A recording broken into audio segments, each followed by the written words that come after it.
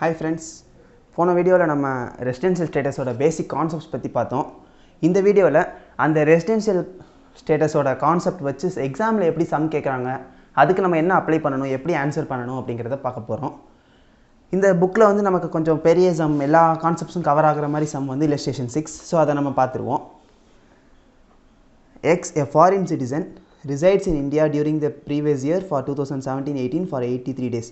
Previous yearsல அவன் 83 days இருந்திருக்கான். Determine his residential status for previous year 2017-18 assuming his stay in India. அவனோட இதுக்கு முந்தின வருஷத்தில் என்னென்னலாம், எத்தனை வருஷத்தில் எங்கெங்கே இருந்திருக்கான் அப்படிங்கிறத வந்து கொடுத்துருக்காங்க. ஃபஸ்ட்டு இயர் 2002 to 3ல் 220 days இருந்திருக்கான், 3 to 4ல் 15 days இருந்திருக்கான், 4 to 5ல் 257 days இருந்திருக்கான், 5 to 6ல் 110 days இருந்திருக்கான். இந்த மாதிரி வந்து ப்ரீவியஸ் இயர் ஃபுல்லாக, ப்ரிசீடிங் ப்ரீவியஸ் இயர் ஃபுல்லாக எவ்வளோ டேஸ் இருந்திருக்கான் அப்படின்னு சொல்லி கொடுத்துருக்காங்க. இதை வச்சு அவன் வந்து நம்ம ரெசிடெண்ட்டாக, நான் ரெசிடெண்ட்டாக, அதே மாதிரி அவன் வந்து ரெசிடெண்ட்டாக இருந்தான்னா ரெசிடெண்ட் அண்ட் ஆர்டினரி ரெசிடெண்ட்டாக, ரெசிடெண்ட் அண்ட் நாட் ஆர்டினரி ரெசிடெண்ட்டாக அப்படிங்கிறத வந்து நம்ம கண்டுபிடிக்க போகிறோம். ஃபஸ்ட்டு அவன் வந்து ரெசிடெண்ட்டாக நான் ரெசிடெண்ட்டாக அப்படின்னு கண்டுபிடிக்கிறதுக்கான ஃபஸ்ட்டு பேசிக் கண்டிஷன் என்ன? அவன் வந்து ப்ரீவியஸ் இயரில் 182 days இருக்கணும். இருக்கானா? இல்லை. ப்ரீவியஸ் இயரில் எவ்வளோ இருக்கான்? ஜஸ்ட் 83 days தான் இருக்கான். அடுத்த கண்டிஷன் என்ன? அப்போ 60 days இன் ப்ரீவியஸ் இயர், 60 நாள் ப்ரீவியஸ் இயரில் இருக்கணும். அது போக 365 நாள் வந்து ப்ரிசீடிங் 4 ப்ரீவியஸ் இயரில் இருக்கணும். ஃபஸ்ட்டு 60 நாள் ப்ரீவியஸ் இயரில் இருக்கானான்னு பாருங்கள். 83 days இருக்கான். ஸோ 60 நாளுக்கு எபோவ் தான் இருக்கான்.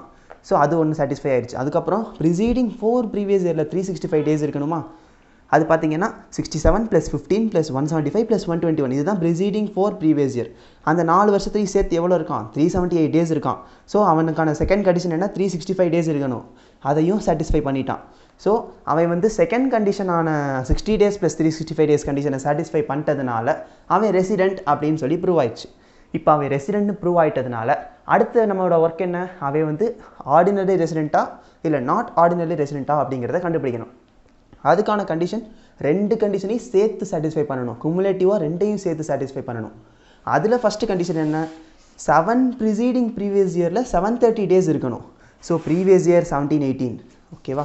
ப்ரீவியஸ் இயர் 17-18, ப்ரிசீடிங் 7 ப்ரீவியஸ் இயர்னா 16, 15, 14, 15, 13, 14, 12, 13, 11, 12, 10, 11, இதுதான் ப்ரிசீடிங் 7 ப்ரீவியஸ் இயர். இந்த ப்ரிசீடிங் 7 ப்ரீவியஸ் இயரில் அவன் டோட்டலாக எவ்வளோ நாள் இருந்திருக்கான்னா 1090 days இருக்கான். நமக்கு தேவை எவ்வளோ? 730 days தான் தேவை. அவன் வந்து இந்த அடிஷ்னல் கண்டிஷனையும் சாட்டிஸ்ஃபை பண்ணிட்டான். இது ஆனால் பத்தாது. அவன் என்ன சொல்லியிருக்கேன்?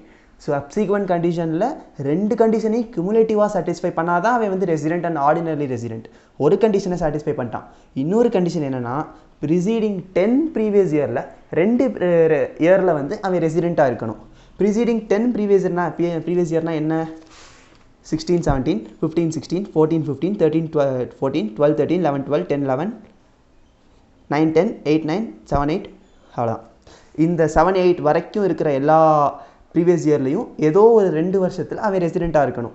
ஃபஸ்ட்டு 115 days அவன் resident, 123 days resident, 65 days resident. அடுத்து இந்த மாதிரி வந்து எல்லா இயர்லையும் கண்டுபிடிங்க. எந்த வருஷத்தில் வந்து அவன் வந்து நான் ரெசிடெண்ட்னு பாருங்கள். நமக்கு இந்த எக்ஸாம்பிளில் நம்ம ஃபஸ்ட்டு 3 வருஷம் பார்க்கும்போதே தெரிஞ்சு போயிடுச்சு. மோர் தேன் 2 ரெசிடெண்ட் ஆகிட்டான். அதனால அவன் செகண்ட் கண்டிஷனையும் சாட்டிஸ்ஃபை பண்ணிட்டான்னு அர்த்தம். இப்போ இந்த 730 days கண்டிஷனையும் 2 years கண்டிஷனையும் சாட்டிஸ்ஃபை பண்ணிட்டான். 2ஐயும் சேர்த்து சாட்டிஸ்ஃபை பண்ணிட்டதுனால அவன் வந்து ரெசிடெண்ட் அண்ட் ஆர்டினரி ரெசிடெண்ட் அப்படின்னு ப்ரூவ் ஆயிடுச்சு. நம்ம எக்ஸாம் எழுதும்போது ஃபஸ்ட்டு ரெசிடெண்ட்டுக்கு ஒரு டேப்லெட் காலம் போட்டுக்கோங்க.